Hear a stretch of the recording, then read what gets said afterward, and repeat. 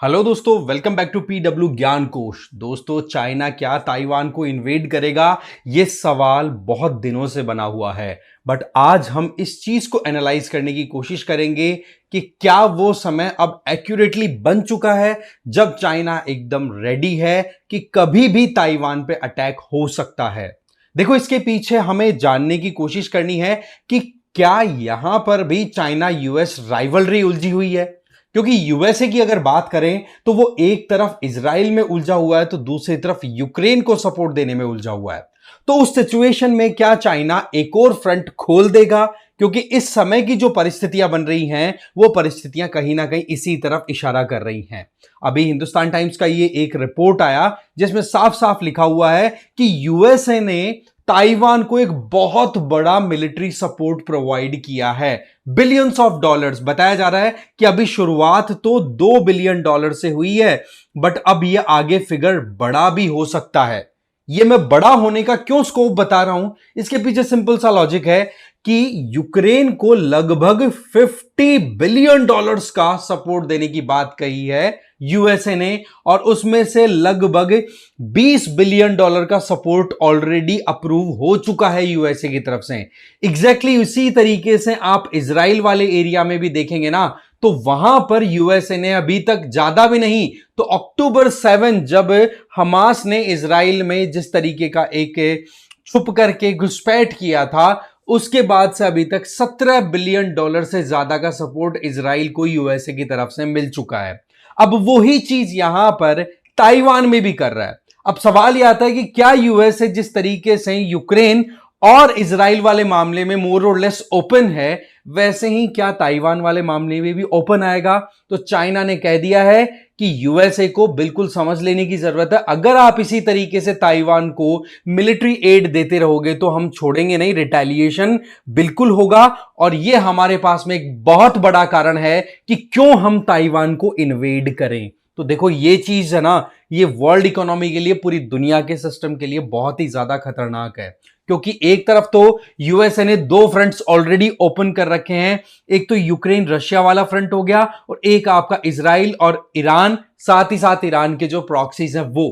तो इस तरीके से एक और फ्रंट अगर दुनिया में खुल जाएगा ईस्ट एशिया की तरफ, तो वो चीजें देखो पूरी खतरे की निशानी साबित हो जाएंगी। क्योंकि वर्ल्ड ऑर्डर जब स्टेबल होता है, पीसफुल होता है, तभी आप इकोनॉमिकली प्रोग्रेस कर पाते हैं, तभी आप आगे बढ़ पाते हैं। और इंडिया हमेशा शांति को ही चाहता रहा है, हर जगह पे पीस को हमेशा प्राइम लेवल पे रखा गया है। बट अगेन, अब अगर चाइना की तरफ से ये स्टेटमेंट दिए गए हैं, वैसे तो देखो बहुत बार चाइना ने यही बोला है अपनी आर्मी को कि तैयार हो जाओ, हमें अटैक करना है। अब बिल्कुल, पहले तो ट्रेनिंग की बात करता था शी जिनपिंग, अब बोल रहा है कि भाई अटैक करना पड़ेगा। अब चाइना ने यूएसए को क्यों ये चैलेंज किया है? इसके पीछे चाइना की एक पॉलिसी है, that is one China policy.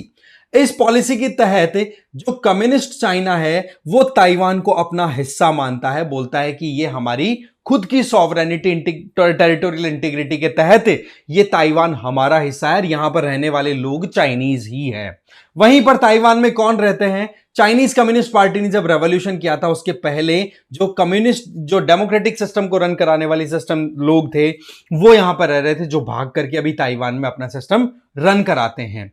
अब ऐसी परिस्थितियों में एक बड़ी सवाल आता है कि क्यों यहां पर यूएसए इतना इंटरेस्ट दिखाता है ताइवान को एक तरीके से सपोर्ट देने में। इतना $2 बिलियन का सपोर्ट दिया जा रहा है, जिसके चलते एयर डिफेंस सिस्टम है ना, इसके अलावा आप देखते हैं surface to air missile system, ये सारा दिया है। क्यों दिया है? इसके पीछे कारण है ये फॉर्मोसा रेजोल्यूशन। देखो, 1955 का वो समय जब कोल्ड वॉर चल रहा था, आपको पता है कि दो सुपर पावर निकल करके आई थी कोल्ड वॉर के बाद में, यूएसएसआर वर्सेस यूएसए।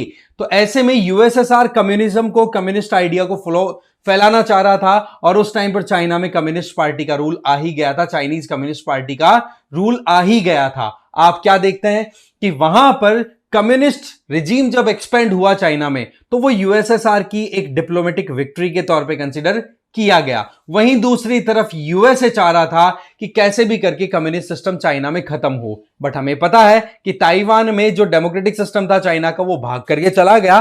तो ऐसे में ये फॉर्मोसा रेजोल्यूशन पारित हुआ था 1955 में यूएसए की कांग्रेस, मतलब वहां की पार्लियामेंट में, जिसके तहत सीधा ये प्रोविजन था कि अमेरिकन प्रेसिडेंट को जब कभी भी लगेगा, उस टाइम पर प्रेसिडेंट थे ड्वाइट डी एस्नेहोर, उन्होंने अपनी तरफ से एक रेजोल्यूशन डाला था कांग्रेस में, उसको फिर जो हाउस ऑफ रिप्रेजेंटेटिव है, लोअर हाउस, उसने पास कर दिया, और कुछ 3 दिन के अंदर अंदर वहां की सेनेट ने भी, मतलब अपर हाउस ने भी पास कर दिया। तो इसके तहत सीधा सा है कि अमेरिकन प्रेसिडेंट जब चाहे तब ताइवान को डिफेंड करने के लिए अपनी तरफ से मिलिट्री सिस्टम भेज सकता है। और इसी फॉर्मोसा रेजोल्यूशन के तहत यहां पर अभी पेंटागन ने $2 बिलियन की आर्म्स सेल की है ताइवान को, और इस बात को लेकर के चाइना बड़ा चिढ़ा हुआ है और साफ साफ कह दिया कि हम यहां पर रिटेलिएट करेंगे। अब रिटेलिएशन किस तरीके से होगा वो बताएगा समय, बट चाइना को एक बहुत बड़ा कारण मिल गया। क्यों? क्योंकि यहां पर एंटी एयर डिफेंस सिस्टम आप दे रहे हो, air defence missile system, surface to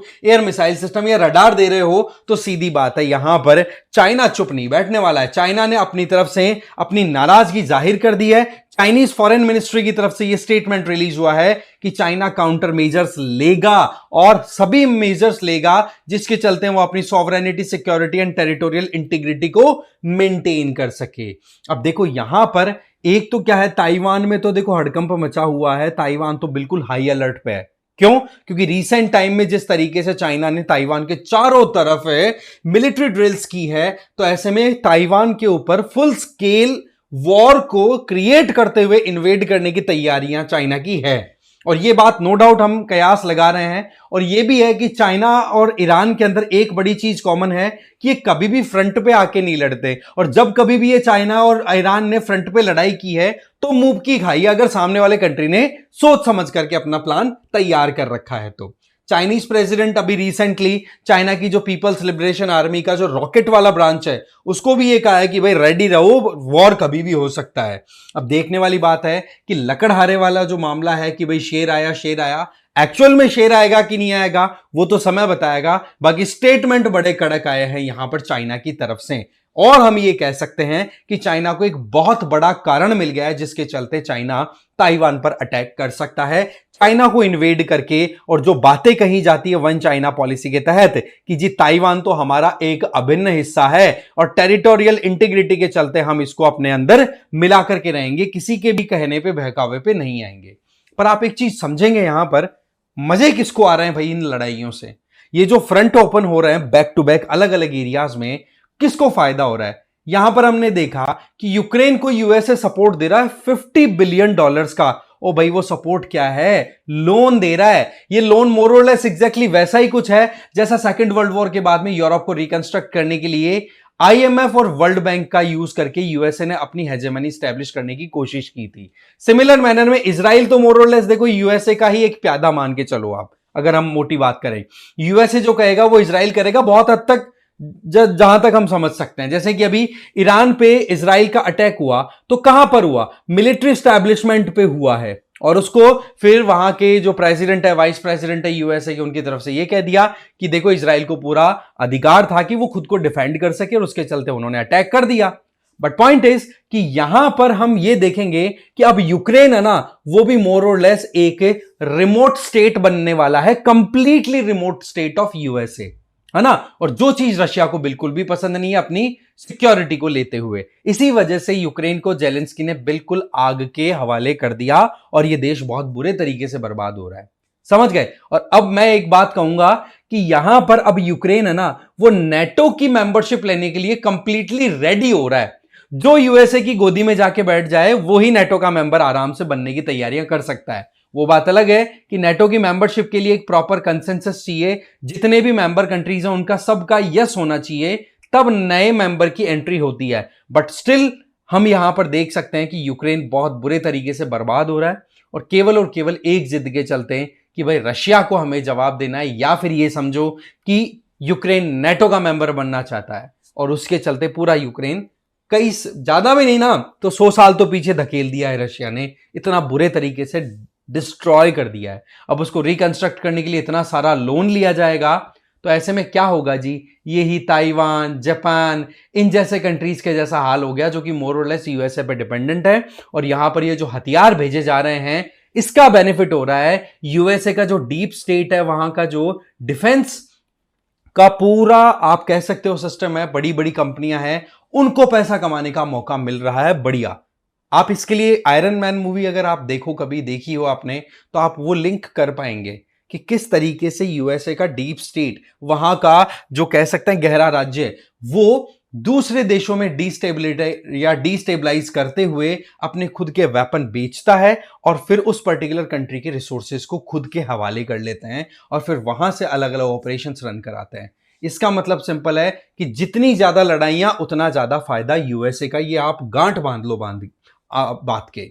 और यही चीज अभी चाइना जो है अभी एग्रेशन के तौर पे या एग्रेसिव मोड में स्टेटमेंट भी रिलीज करता हुआ हमें दिखाई पड़ रहा है। तो ये है पूरा अपडेट कि किस तरीके से क्या चीजें अभी ताइवान के लिए एडवर्स सिचुएशन क्रिएट कर रही है और उसमें अब चाइना ने सीधा यूएसए को भी कहीं ना कहीं स्टेटमेंट दे दिया है। अब देखने वाली बात है कि कारण तो बहुत बड़ा है, अब चाइना क्या करता है समय बताएगा। Thank you very much for watching this video.